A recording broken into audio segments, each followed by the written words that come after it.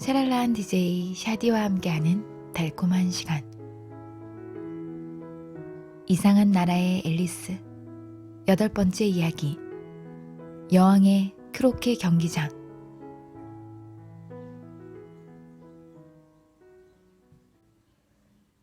정원 입구에는 커다란 장미나무가 서 있었다. 흰색 장미였는데 정원사 3명이 나무에 달라붙어 열심히 빨갛게 칠하고 있었다. 앨리스는 이 장면이 굉장히 이상해서 가까이 다가가 가만히 지켜보았다. 막 가까이 다가갔을 때 한 정원사가 말했다. 파이브, 조심해. 나한테 페인트 튀지 좀 말란 말이야. 나도 어쩔 수 없었어. 세븐이 내 팔꿈치를 건드렸어. 파이브가 무뚝뚝하게 말했다. 그러자 세븐이 고개를 들고 이렇게 쏘아붙였다. 그럼 그렇지 파이브. 넌 늘 남 탓을 하잖아. 파이브가 말했다. 너 입 다무는 게 좋을걸. 바로 어제 여왕폐하가 너를 처형시킨다는 말을 내가 들었다고. 제일 먼저 입을 열었던 정원사가 물었다. 왜? 세븐이 말했다. 투, 너가 상관할 바가 아니야. 파이브가 우겼다. 아니야, 걔도 상관이 있어. 그리고 내가 이유를 말해주지. 왜냐면 세븐이 요리사한테 양파가 아니라 튤립 뿌리를 가져다 줬거든. 세븐은 붓을 휙 내팽개치며 말했다. 온갖 불공평한 일들 중에. 그러곤 자신들을 지켜보고 있던 앨리스를 발견하고는 갑자기 옷매무새를 다다듬었다. 다른 두 정원사는 주변을 두리번거리더니 일제히 허리를 굽혀 인사했다. 앨리스는 약간 수줍었다. 혹시 왜 장미에 색을 칠하고 있는지 말해줄래요? 파이브와 세븐은 아무 말 없이 투만 바라봤다. 투가 목소리를 깔고 말하기 시작했다. 왜 그런가 하면 말이죠, 아가씨. 여기에 붉은 장미나무를 심어야 했는데 실수로 흰 장미나무를 심었지 뭡니까? 만약 여왕폐하가 발견하면 우리는 모두 처형당하고 말 거예요. 아시겠죠? 그러니까 아가씨, 우리는 최선을 다하고 있는 겁니다. 그분이 오시기 전에. 이때 정원을 초조하게 살피고 있던 파이브가 소리쳤다. 여왕폐하다! 여왕폐하! 그러더니 정원사 3명은 후다닥 얼굴을 바닥에 납작 엎드렸다. 많은 사람의 발걸음 소리가 우르르 들려왔고 앨리스는 여왕을 보고 싶어서 두리번거렸다. 먼저 10명의 병사들이 기다란 곤봉을 들고 행진했다. 이들은 모두 3명의 정원사들처럼 몸은 납작한 직사각형이었고 손과 발은 구석에 달려 있었다. 다음에는 궁정신하 10명이 나왔다. 다이아몬드로 온몸을 장식했고 병사들처럼 둘씩 짝지어 걸어왔다. 그 다음으로는 왕실의 자녀들이 왔다. 모두 10명의 조그마한 아이들은 2명씩 손을 잡고 즐겁게 방방 뛰었다. 아이들은 전부 하트로 장식되어 있었다. 다음은 손님들로 대부분 왕과 여왕이었는데 앨리스는 그들 사이에서 시계토끼를 발견했다. 시계토끼는 불안하고 초조한 기색으로 말하면서 듣는 말마다 미소를 지었고 앨리스를 알아보지 못한 채 지나쳤다. 그런 다음 하트 잭이 진홍빛 벨벳 쿠션 위에 왕관을 받쳐 들고 왔다. 이 장대한 행렬 마지막엔 하트 왕과 하트 여왕이 행차했다. 앨리스는 자신도 정원사들처럼 얼굴을 바닥에 엎드려야 하나 약간 망설였다.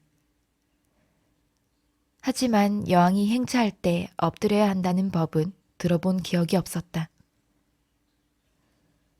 그러면 행차가 무슨 의미가 있겠어? 사람들이 전부 다 얼굴을 숙여서 볼 수가 없다면 말이야. 그래서 앨리스는 자리에 똑바로 선 채 기다렸다. 행진하던 사람들이 앨리스와 마주치자 모두 걸음을 멈추고 앨리스를 쳐다봤다. 여왕은 심각한 어투로 하트 잭에게 물었다. 저 애는 누구냐? 하지만 하트 잭은 허리를 숙이고 미소만 번긋 지었다. 이런 멍청이. 여왕이 신경질을 내며 머리를 흔들더니 앨리스를 돌아보았다. 얘야, 너의 이름이 무엇이냐? 제 이름은 앨리스입니다. 만나 뵙게 되어 영광입니다. 여왕폐하. 앨리스는 예의를 갖춰 대답했지만 이렇게 생각했다. 결국 이 사람들은 전부 카드 종이일 뿐이니까 무서워할 필요는 없어. 그리고 이들은 누구냐? 여왕이 장미나무 주변에 엎드려 있던 3명의 정원사를 가리켰다. 얼굴을 바닥에 대고 엎드려 있으니 등판의 모양이 다른 카드와 똑같아서 여왕은 누가 정원사고 병사고 신하고 자신의 아이들인지 전혀 구분할 수 없었다. 제가 어떻게 알겠습니까? 제가 알아야 할 일은 아닌걸요. 앨리스는 자신도 모르게 나온 대범한 답변에 깜짝 놀랐다. 그러자 여왕의 얼굴이 진홍빛으로 달아오르더니 한 마리의 야생동물처럼 이글대는 눈빛으로 한동안 앨리스를 쏘아보고 이렇게 소리질렀다. 이 아이의 목을 베라. 당장 배. 말도 안 돼요. 앨리스가 아주 큰 소리로 단호하게 말하자 여왕은 할 말을 잃었다.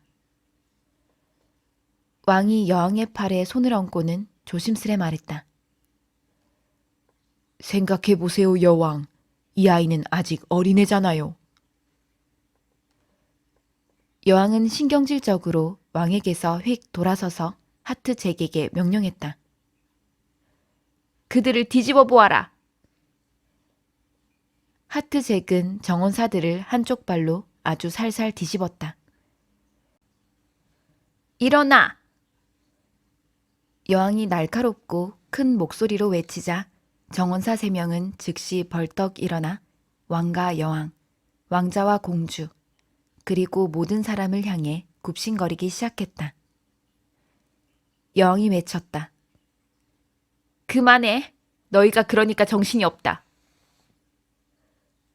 그러고는 장미나무를 보더니 이렇게 물었다. 너희는 여기서 도대체 무엇을 하고 있었느냐? 투가 매우 겸허한 태도로 한쪽 무릎을 꿇고 대답했다. 여왕폐하, 항송한 말씀이오나 저희는... 그 와중에 장미를 자세히 살펴본 여왕이 외쳤다. 그랬구나. 이들의 머리를 베라. 그리고 행진을 계속했고 불쌍한 정원사를 처형하기 위해 3명의 병사가 남겨졌다. 정원사들은 앨리스에게 달려가 도와달라고 매달렸다. 처형당하지 않을 거예요. 앨리스는 옆에 있던 커다란 꽃 화분 안에 정원사들을 집어넣었다. 3명의 병사는 잠시 정원사들을 찾아다니더니 이내 다른 무리들과 함께 슬쩍 가버렸다. 여왕이 물었다. 그들의 머리는 베었나? 병사들은 씩씩하게 대답했다. 목은 사라졌습니다, 여왕폐하. 잘 됐다. 크로케는 할 줄 아느냐? 병사들은 말 없이 앨리스를 바라봤다. 분명히 앨리스에게 묻는 말이었기 때문이었다.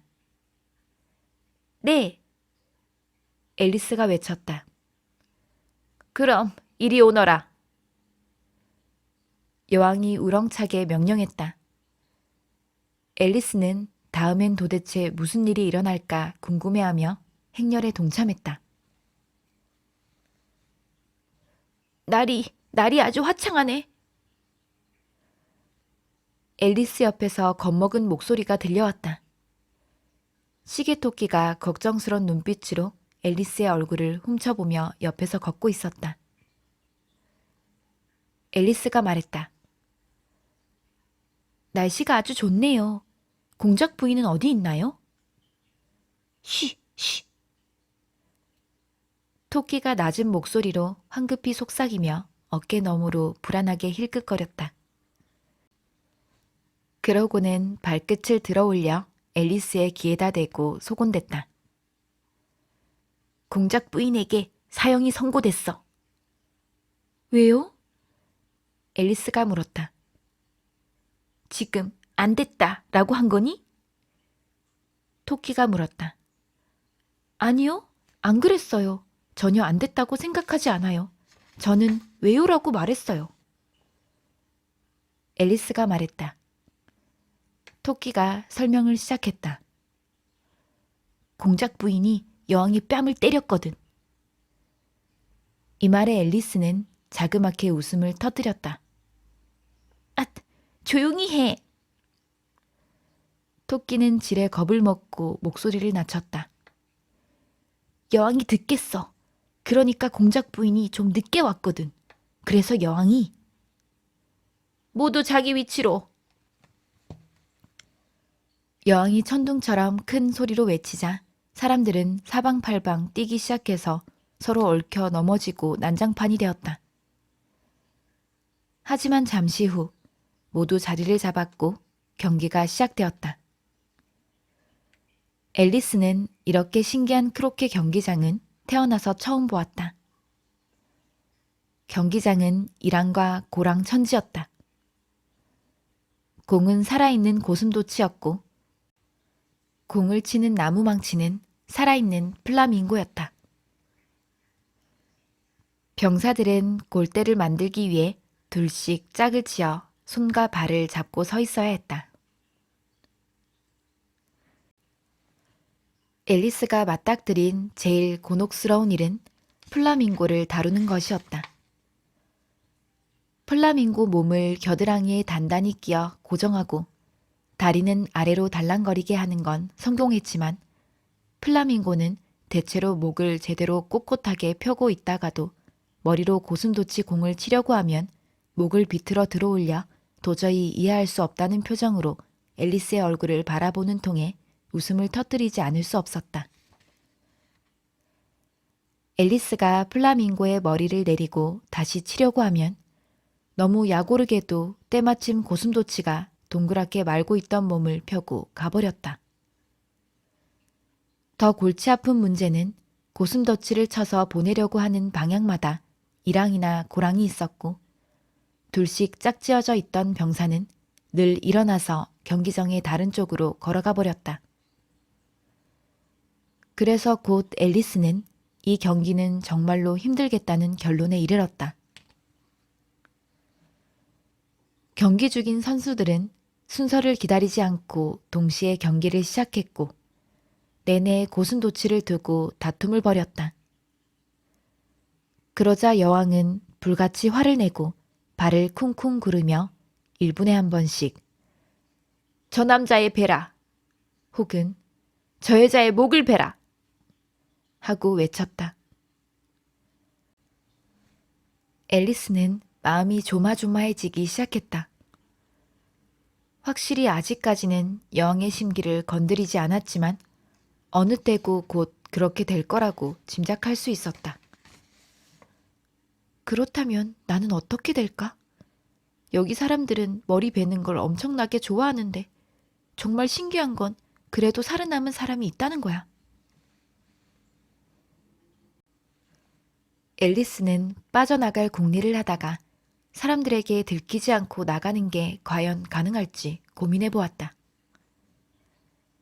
그때 공중에 신기한 형체가 나타났다. 처음에는 무언지 몰라서 당혹스러웠으나 잠시 지켜보니 그건 웃고 있는 입이라는 걸 알아챌 수 있었다. 채셔 고양이구나. 이제 말할 상대가 생겼네. 잘 지냈니? 채셔 고양이는 말할 수 있는 입이 생기자마자 앨리스에게 물었다. 앨리스는 고양이 눈이 나타나길 기다렸다가 고개를 끄덕였다. 지금 말해봤자 소용없지. 기가 나와야 하잖아. 적어도 하나는 있어야지. 잠시 후 고양이가 머리를 다 드러내자 앨리스는 필라밍고를 내려놓고 고양이에게 크로케 경기를 설명하기 시작했다. 앨리스는 말을 들어줄 상대가 생겨 뛸 듯이 기뻤다. 고양이는 이제 얼굴이 나왔으니 더는 몸을 드러낼 필요가 없다고 생각하는 듯했다. 경기가 공정하지 않아. 앨리스는 약간 불만스러운 목소리로 설명하기 시작했다.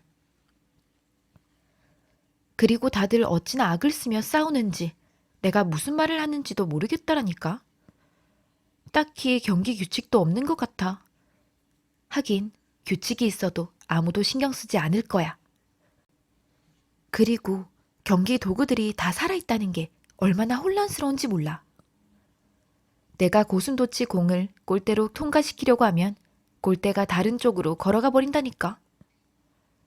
조금 전에는 여왕의 고슴도치를 쳐야 했는데 내 고슴도치가 오는 걸 보더니 그냥 도망가 버리지 뭐야. 여왕은 어떤 것 같아? 채셔 고양이가 낮은 목소리로 물었다. 정말이지. 여왕 폐하는 너무나.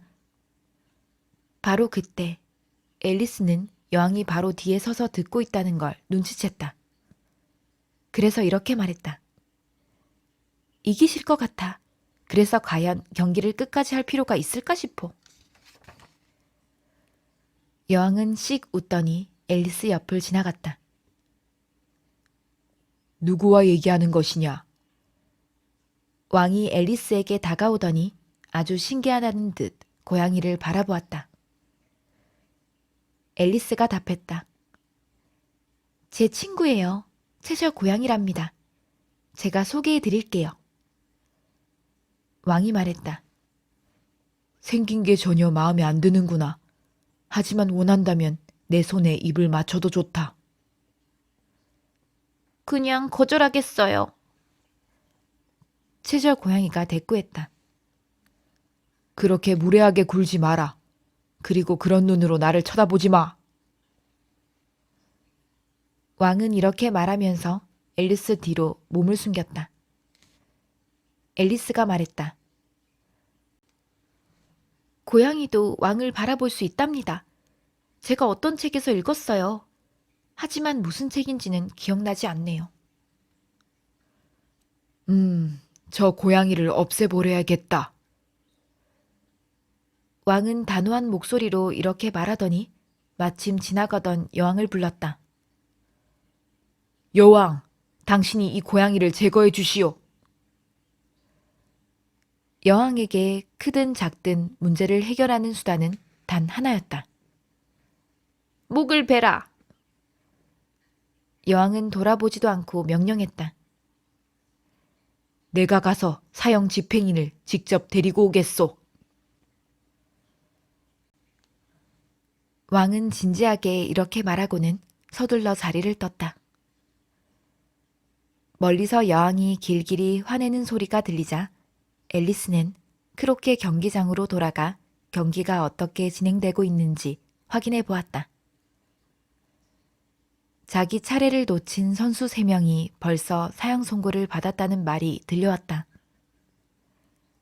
앨리스는 자기 차례인지 아닌지 전혀 감을 잡을 수 없을 정도로 엉망진창인 경기가 정말 마음에 들지 않았다.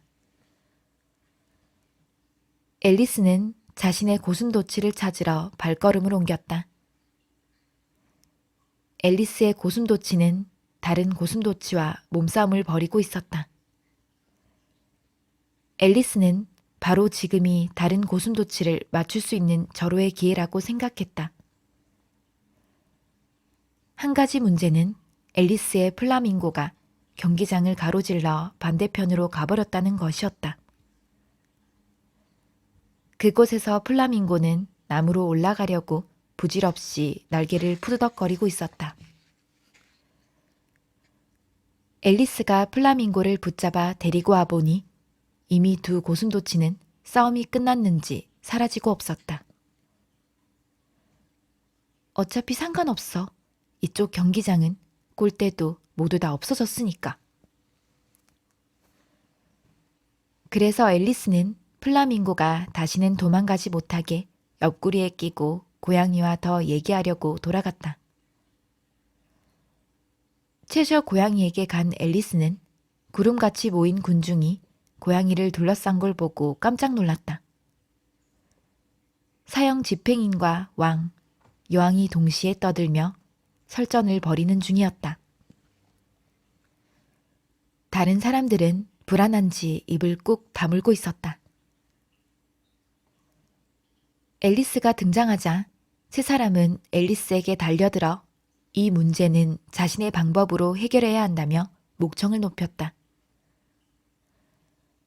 하지만 한꺼번에 말하는 통에 도대체 뭐라고 하는지 알아듣기 어려웠다. 사형 집행이는 머리가 붙어있는 몸이 보이지 않으니 목을 벨 수 없다고 주장했다.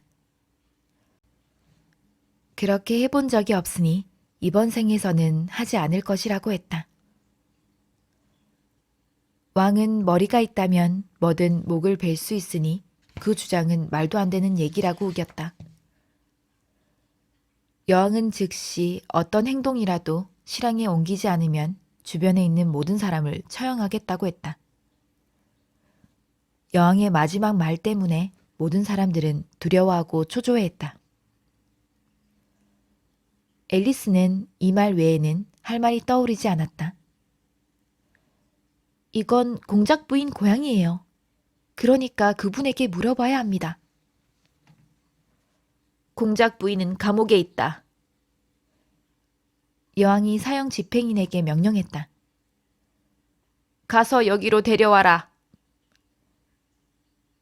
사형 집행인은 화살처럼 달려나갔다. 사형 집행인이 출발하자 채저 고양이의 머리는 서서히 사라지기 시작하더니 공작 부인을 데리고 왔을 때쯤에는 이미 완전히 사라지고 없었다. 그래서 왕과 사형 집행인은 고양이를 찾아 사방으로 뛰어다녔고 나머지 사람들은 다시 크로케 경기를 시작했다.